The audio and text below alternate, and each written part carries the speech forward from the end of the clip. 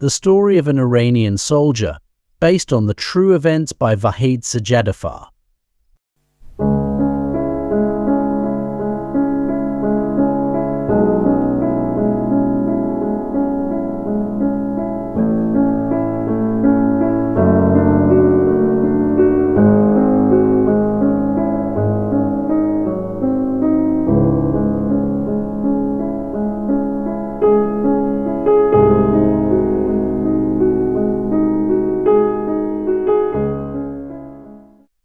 After getting his high school diploma, Hamid decided to complete his mandatory military service so that he could find a suitable job afterward. In those years, without having completed military service, it was nearly impossible to get a decent job in Iran. Therefore, young men of Hamid's generation all had to complete 2 years of military service. After Hamid's 2-month training period, a major war between Iran and Iraq broke out in late September 1980. According to the law, conscripted soldiers were the first to be sent to the front lines. Before his military service, Hamid was an athlete, and hence he had a well-built body. However, this strong and muscular young man was terrified at the thought of going to the front line and couldn't find a moment of peace. Hamid was very young and still had many dreams to come true, and he didn't want to die. Most importantly, he was in love with a beautiful girl named Lale. This young couple had planned to marry and start their life together after Hamid completed his military service and got a job. Hamid couldn't help but think about his elderly mother, who had already lost her husband and older son. Hamid's brother, Vahid, had gone out during the chaos and protests of the 1979 revolution to get to the shop where he worked but never returned home alive. Vahid had encountered a crowd of protesters and revolutionaries, fallen and been trampled to death. Hamid's father had died of a heart attack in his sleep just 6 months after Vahid's death. Only Hamid and his mother were left from their family. The night before being sent to the front line, Hamid couldn't sleep. All night he kept thinking about what would happen to his mother if he were killed on the battlefield. How would Lale cope with the death of her love and continue with her life? That night, Hamid's large frame trembled with fear as he contemplated his future on the front lines. That long, dreadful night finally ended, and early in the morning, Hamid and the other young men set out for the front line. As they approached the front line, the sound of mortar shells, grenade explosions, and machine guns reached Hamid and his comrades. They knew this journey would be one way for many of them, with no hope of return. During training, Hamid had become close friends with another soldier named Mohammed. Mohammed was a kind-hearted boy whose natural sense of humor often brought joy and laughter to the soldiers in the barracks. Unlike Hamid, Mohammed didn't have a large physique or big muscles, but he was intelligent.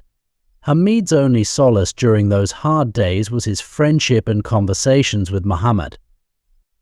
The closer they got to the front line, the louder the explosions became. When they arrived at the front line, Hamid was bewildered by the chaos, the sounds of guns, and the battle. He felt the intense heat and the racing hearts of young men seeking honor and victory.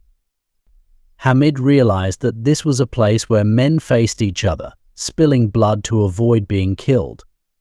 In this part of the world, death could approach at a breathtaking speed. This slaughter was the result of the ideologies and mindsets of politicians who had no qualms about sacrificing innocent lives to achieve their goals. The chaos of the front momentarily shocked Hamid, Mohammed, and the other new arrivals until the commander's shouts brought them back to reality. They got off the trucks and headed towards the camp. The new soldiers familiarized themselves with their rest areas and the mess hall, while Hamid and Mohammed wondered how one could possibly rest or sleep amidst the front's chaos. The first day passed incredibly slowly. On that very first day, enemy jets flew over 3 times to bomb the front lines. Hamid and Muhammad had never experienced such a day. They were very lucky to survive unscathed in these attacks. However, not all the new soldiers were as fortunate. About 12 of them lost their lives in the 3 Iraqi jet attacks. The presence of those 12 at the front line lasted only a few hours. Those young men who had walked to the front line just hours before now have their lifeless bodies carried away in coffins to the hospital morgue. Hamid told Muhammad, "If we were unlucky, it would be us returning in coffins now." Muhammad, with his usual humor, replied, "Don't worry, sooner or later they'll send us home in these coffins for eternal rest too." Despite trying to keep his spirits high with his humor, fear of death was evident in Muhammad's eyes. The boundary between life and death on the front line was as thin as a hair. Many soldiers, perhaps to overcome their fear of death, had turned to religion, calming themselves with the thought that they would go straight to paradise if they were martyred on the battlefield. At night, battalion leaders and war theorists would tell stories of Shiite Islamic heroes like Imam Ali, Imam Hussein and other Shiite imams, presenting them as symbols of faith and determination to the soldiers. They were told that by sacrificing their lives in defense of their homeland, their spirits would ascend directly to God and they would be welcomed into his feast. These stories motivated the soldiers to fight with greater courage and faith against the enemy. Ironically, 2 countries with the same religion were at war, shooting at each other despite sharing the same faith. The reality was that on both sides, soldiers, children, women, and men were victims of the power-seeking and foolishness of war-mongering leaders.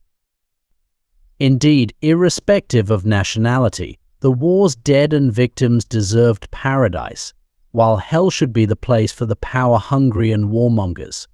Night fell and Hamid and Muhammad went to the rest area to get some sleep. "Lying down," Hamid said to Muhammad, "it's so wrong that power seekers use war to expand their territory, influence and power in the world." Muhammad replied, "It's truly sad. Many of them also go to war to spread their religious ideologies." Hamid said, "If I had the power and were the decision maker of a country, I would never start a war. How could I bear to separate a parent from their child? What value does gaining influence, power, and territory have? Imagine you take a city by war and add it to your country. But can you win the hearts of the people in that city? How could those who see you as the murderer of their father, mother, or child ever forgive and love you?" Muhammad jokingly said, "Too bad you didn't run for office otherwise. My comrades and I would have voted for you to prevent war." One of the soldiers, overhearing the conversation between Muhammad and Hamid, said, "We are fighting to defend our country and our people, so I think what we are doing is sacred." Hamid replied, "Well, the Iraqi soldiers think the same way. It's true that Iraq started the war by attacking Iran, but they have no choice but to follow orders now and must kill to avoid being killed. Damn all wars." The worst times for Hamid and Muhammad were the nights on the front. The Iranian soldiers faced harsh conditions, having to stay alert and ready to counter sudden enemy attacks. Moreover, the Iraqi forces often used chemical bombs, causing horrific incidents among the Iranian soldiers.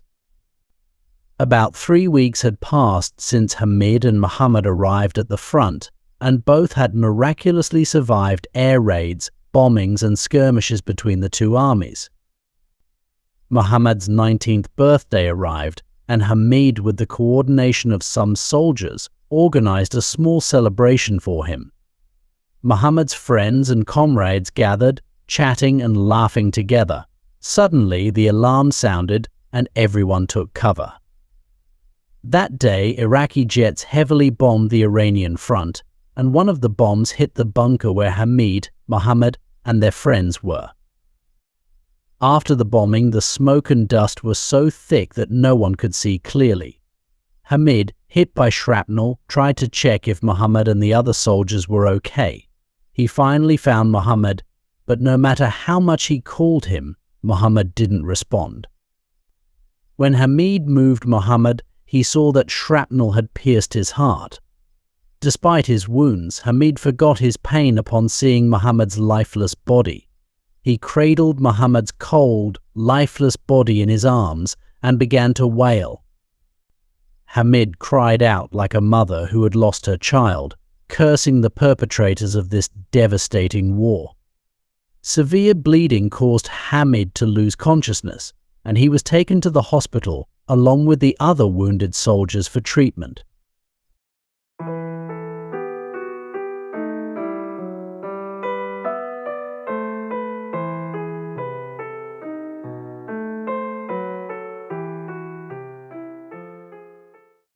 When Hamid regained consciousness, the nurse informed him that he had undergone a major operation on his leg and would need to rest in the hospital for several weeks. Hamid, still grieving the loss of his close friend and comrade, spent 3 weeks in the hospital before being discharged and returning home to Tehran. Due to his injury, Hamid was no longer sent to the front lines and spent the remainder of his military service months in logistics support. Muhammad had elderly parents whom Hamid helped for the rest of their lives, trying to be a source of comfort for them. Over 90% of the soldiers in Hamid and Muhammad's company lost their lives, and Hamid was fortunate to have survived the devastating war. Thanks for watching. Don't forget to like and subscribe.